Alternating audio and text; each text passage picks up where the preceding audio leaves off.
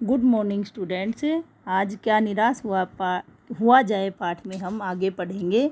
यहाँ पर जो प्रसंग है वो ईमानदारी का है कि किस प्रकार एक रेलवे स्टेशन पर जो टिकट बाबू हैं वो एक व्यक्ति के पैसे उसे वापस लौटा देते हैं। तो यहाँ लेखक उस प्रसंग के बारे में बताते हुए कह रहे हैं कि एक बार रेलवे स्टेशन पर टिकट लेते हुए गलती से मैंने 10 के बजाय 100 रुपये का नोट दिया और मैं जल्दी जल्दी गाड़ी में आकर बैठ गया। थोड़ी देर में टिकट बाबू उन दिनों के सेकंड क्लास के डिब्बे में हर आदमी का चेहरा पहचानता हुआ उपस्थित हुआ।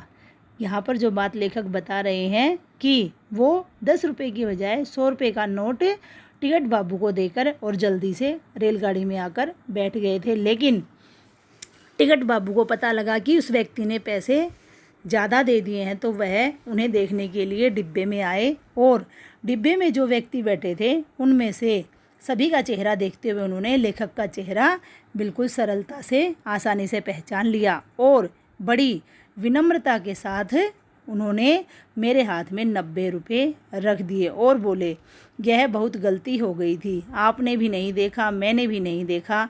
उनके चेहरे पर विचित्र संतोष की गरिमा थी। मैं चकित रह गया।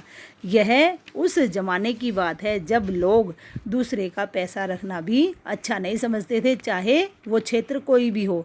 एक टिकट बाबू इतनी ईमानदारी से किसी के पैसे लौटाता है तो ये बहुत ही अच्छी बात है कि उसने उस आदमी के अधिक पैसे रखना बिल्कुल भी गवारा नहीं समझा और उन डिब्बों में उस व्यक्ति को ढूंढ निकाला जिसके वो पैसे बचे हुए थे। तो इस प्रकार और वो पैसे लौटाकर उसे बहुत ही जो है ऐसा फ़क्र महसूस हुआ और संतोष भी प्राप्त हुआ कि मैंने उस व्यक्ति को वो अधिक पैसे लौटा दिए जो कि गलती से मेरे पास आ गए थे।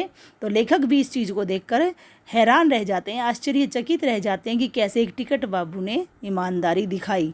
हमारे इस पाठ में हम ऐसी ही और अनेक बातें पढ़ते आ रहे हैं। अब लेखक कह रहे हैं कि इस घटना के बाद मैं नहीं कह सकता हूँ कि दुनिया से सच्चाई और ईमानदारी लुप्त हो गई है या खो गई है। वैसी अनेक अवांछित घटनाएं, अवांछित मतलब जिनकी आवश्यकता नहीं होती है या जिसके बारे में हम सोचते नहीं हैं, इच्छा नहीं करते हैं, ऐसी घटनाएं घटित हो जाती हैं। परंतु एक और घटना जिसका कि जिक्र यहाँ लेखक करेंगे, कह रहे हैं एक और घटना जो है ठगी और वंचना की अनेक घटनाओं से अधिक शक्तिशाली है। ठगी का मतलब जो जानबूझकर किसी को ठग लिया जाता है और वंचना होता है उसी जैसा ही अर्थ किसी को धोखा दे देना या उसके साथ ठगने जैसा सा ही काम कर देना। लेकिन ये जो घटना है ये बिल्कुल अलग है। जब आप इसे पढ़ेंगे तभी आप जानेंगे कि हम लोग कभी कभी कितना गलत सोच लेते हैं। एक बार लेखक बस में यात्रा कर रहे थे, साथ में उनकी पत्नी और 3 बच्चे भी थे। बस में जो है खराबी हो जाती है, रुक रुक कर चलती है और गंतव्य का अर्थ होता है कि जहां इन्हें पहुंचना है बस के साथ उससे 5 मील पहले ही वह बस एक बिल्कुल निर्जन मतलब सुनसान जगह जहां पर कोई आता जाता नज़र नहीं आ रहा है, कोई साधन नहीं है, और उस सुनसान स्थान में बस ने जवाब दे दिया, अर्थात बस खराब हो जाती है। रात के 10 बजे होंगे, तो रात्रि के 10 बजे किसी सुनसान जगह पर यदि कोई बस खराब हो जाती है तो वाजिब है यात्री घबराएंगे।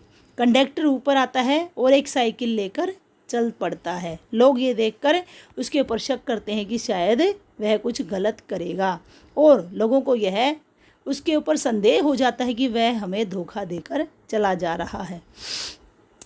बस में बैठे लोगों ने तरह तरह की बातें शुरू कर दी कि पता नहीं कंडक्टर कहाँ चला गया, और दूसरे किसी व्यक्ति ने कहा कि यहाँ डकैती होती है, चोरी होती है और 2 दिन पहले ही ऐसे ही एक बस को यहाँ लूटा गया था।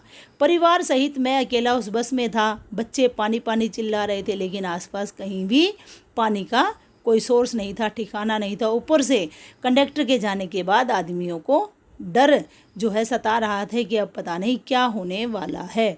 कुछ नौजवान जो उस बस में बैठे हुए थे यात्री, उन्होंने ड्राइवर को पकड़कर और मारने पीटने की सोच ली कि शायद मार पीट से वह बता देगा कि कंडक्टर कहाँ गया है। ड्राइवर ने जब उनका ऐसा करने का तरीका देखा तो वह भी परेशान हो गया और उसके चेहरे पर हवाइयाँ उड़ने लगी कि शायद आज मेरे साथ भी कुछ गलत होने वाला है। और लोगों ने उसे पकड़ लिया। वह बड़े ही कातर ढंग से मेरी ओर देखने लगा और बोला, हम लोग बस का कोई उपाय कर रहे हैं, बचाइए, ये लोग मुझे मारेंगे।